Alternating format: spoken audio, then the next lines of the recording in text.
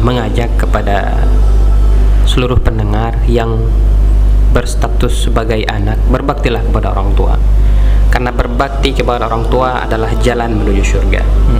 Rasulullah SAW pernah mengaminkan doa malaikat Jibril. Pada saat itu 3 doa malaikat Jibril yang diaminkan oleh Nabi Muhammad. Di antaranya adalah malaikat Jibril mengatakan, celakalah orang yang masih memiliki orang tua, akan tetapi orang tuanya ini tidak dapat memasukkannya ke dalam surga. Amin. Rasulullah menjawab seperti demikian.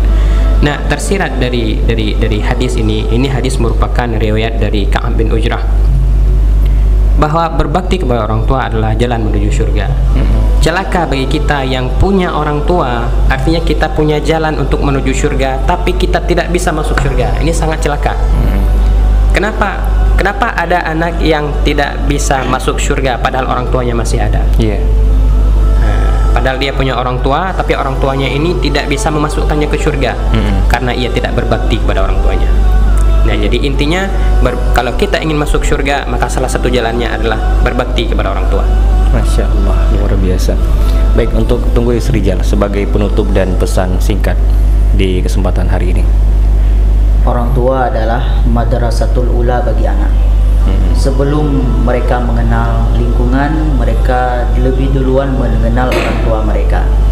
Maka orang tua yang baik, orang tua yang ideal adalah orang tua yang menjadi contoh toladan bagi anaknya, baik dalam berubudiah kepada Allah maupun dalam melakukan hal-hal sosial.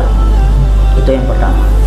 Yang kedua, ajarilah anak kita dalam taat kepada orang tua. Jangan dipersulit, diminta macam-macam sehingga menyebabkan anak itu durhaka. Maka sebagaimana saya mengatakan tadi, rahimallah walid a'ana waladu 'alal bir.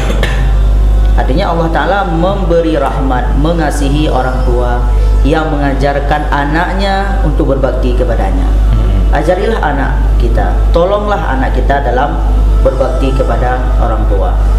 Maka untuk menjadi orang tua yang ideal, marilah kita membaca sejarah-sejarah ulama-ulama terdahulu seperti sejarah Imam Al-Ghazali, ataupun membaca kisah-kisah Rasulullah SAW, bagaimana beliau mendidik istrinya, bagaimana beliau mendidik Fatimatus Zahra, dan bagaimana dalam mengayomi keluarga, sehingga insya Allah kita akan menjadi keluarga sakinah, mawaddah,